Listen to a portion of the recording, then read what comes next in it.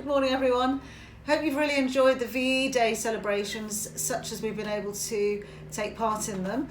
I was lucky because I watched a few of the programmes with my dad, who was born during the Second World War and whose father was fighting in Africa, and so he didn't meet his father until the end of the war, and he still remembers wondering who the strange man was who'd come back into his life. And one thing that really struck me was the stories of the evacuees, those children who also didn't see their parents sometimes for years.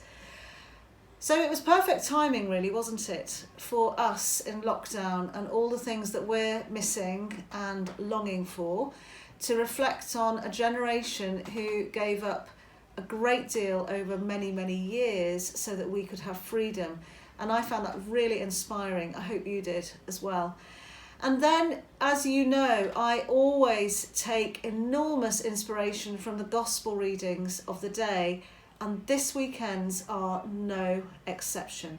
So let's pray with these readings together. In the name of the Father, and the Son, the Holy Spirit. Amen. And today's gospel is from the Gospel of John, and it begins thus. Do not let your hearts be troubled. Trust in God, trust in me.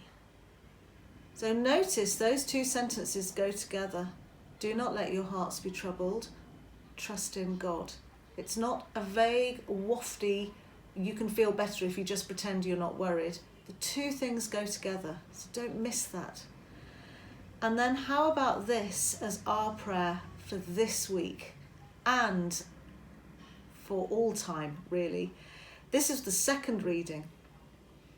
You are a chosen race, a kingdom of priests, a holy nation, a people to sing the praises of God, who called you out of the darkness into his wonderful light.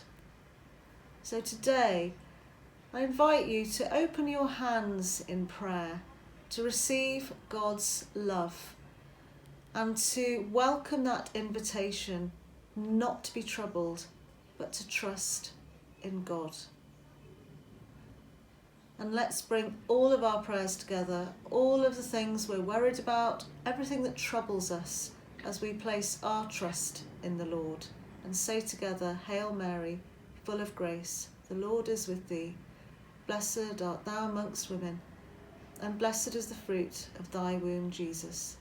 Holy Mary, Mother of God, pray for us sinners now and at the hour of our death. Amen. Saint Augustine, pray for us. In the name of the Father, and of the Son, and of the Holy Spirit. Amen. Thank you for all you're doing, girls.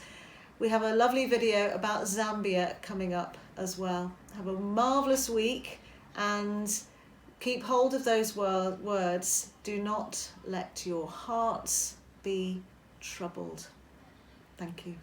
Good morning, everyone. I hope you had a lovely long weekend and you enjoyed the sunshine. This morning I'm going to begin with some Augustinian awards. Congratulations to Neve McDermott in Form 3 for her beautiful reading in the Rosary Assembly last week. Congratulations to Lexi in Lower 4. She filmed Puck's monologue. This was not set work, but she filmed it out of her own personal passion, and it was truly beautiful. Congratulations to Alessia, Katerina, Sienna, Fern, Rose, Ruja, Ire and Sanvi, all in Lower 4, for their excellent newspaper article for Science about chemicals damaging the ozone. Also congratulations to Ella Tomica in Lower 5. If you don't already know, she was the winner of a national competition and she won the category for Beautiful Russian Handwriting 2020. And when lockdown finishes, she will be invited to the Russian embassy to receive her diploma and her award. I can't wait to hear all about that, Ella, so really huge congratulations to you. Also congratulations to Anushka and Maddie in Upper 4 for an incredible fashion PSHE project. Maddie made her own upcycled Gucci bag. Now Maddie, I don't know if you're taking orders, but I really would love one. It was absolutely brilliant, so well done. And of course, thank you to all of our lower 6th for their moving and uplifting liturgy that they produced for us last week. It really was so special. This year, myself and a group of girls became carbon researchers as a part of the Iris Melt Challenge to remove 326 million tonnes of CO2 from the atmosphere by 2025. A main part of Iris Melt was to calculate the school's carbon footprint and come up with interesting and innovative ideas to reduce said footprint. Thank you to everyone who helped with this project, and you'll now hear from the lower 5 and upper 5 girls who spearheaded everything. Hello everyone, so I'm not sure if you all know, but myself and Anna Spurway were able to work as part of the Iris Melt team at St Augustine's to try and find out our school's carbon footprint. Now, we were surprised to find out that our main building was actually the highest contributor to our footprint. And as part of the initiative, we had to design a poster consisting of all of our data that we collected. And we were supposed to present this poster at a conference. However, due to the recent events, we weren't able to do that, so we submitted a video instead. But Iris Melt really taught me a lot about what is needed for a scientific investigation, and it has truly solidified my decisions to pursue a career in science.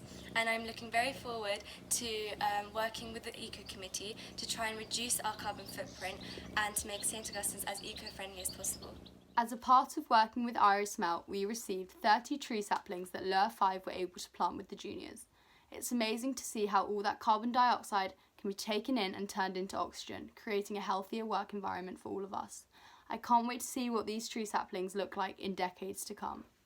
For our Iris Melt project, Sen and Olivia and I came up with theoretical carbon neutral cars that could possibly be implemented in the future to improve sustainability. The cars hypothetically take in seawater instead of petrol and use processes similar to photosynthesis to generate electricity. We created a poster and video presentation explaining our idea. The Iris Melt project was an excellent opportunity to learn new interesting topics beyond the GCSE curriculum. For example, we had a lesson learning the Calvin cycle process for photosynthesis. For A-levels, I am hoping to take biology and physics, which can aid in improving the science behind the technology. I am also doing geography, which opens up possibilities of improving our sustainability at school with the help of the geography department. Additionally, this project enabled us to combine the 3 sciences and geography together, using our knowledge from the GCSE courses and research into lithium reserves and energy generation in other countries to produce a theoretical idea. I just wanted to end our assembly today by sharing with you a very special story that I came across a number of years ago, and it really has stayed with me, and I hope that you're going to enjoy it. You may wish to close your eyes, but certainly try to listen and focus in on the words. It's called Footprints in the Sand. One night I dreamed a dream. As I was walking along the beach with my Lord, across the dark sky flashed scenes from my life. For each scene, I noticed 2 sets of footprints in the sand, one belonging to me and one to my Lord. After the last scene of my life flashed before me, I looked back at the footprints in the sand. I noticed that at many times along the path of my life, especially at the very lowest and saddest times, there was only one set of footprints. This really troubled me, so I asked the Lord about it. Lord, you said once I decided to follow you, you'd walk with me all the way. But I noticed that during the saddest and most troublesome times of my life, there was only one set of footprints. I don't understand why. When I needed you the most, you would leave me. He whispered, "My precious child, I love you and will never leave you, never ever. during your trials and testings. When you saw only one set of footprints, it was then that I carried you. I love this story because there are two special images here. The first of the two sets of footprints, and that shows that when I'm happy, confident, when things are going well, when I'm at my best, God is right there beside me and he's watching me and he's rejoicing in those times where I'm feeling fantastic. But the second image that I absolutely adore is this image of just one set of footprints, not mine, but God's. And that's because God is lifting me, he's carrying me, and he's helping me in those times where I'm not feeling so confident. Maybe I'm feeling lonely, sad, upset, overwhelmed. And that reminds me that God gives me so much strength, and I think he brings us all strength in this very difficult time. So I'm going to leave you with that story, and the hymn today is a very special one. It's being chosen because it's so connected to the story. You may just want to listen and close your eyes and find somewhere nice to lie down and listen to the music. You may want to sing along as well to the words and follow the captions. However you choose to enjoy the music, have a wonderful day and a wonderful week ahead.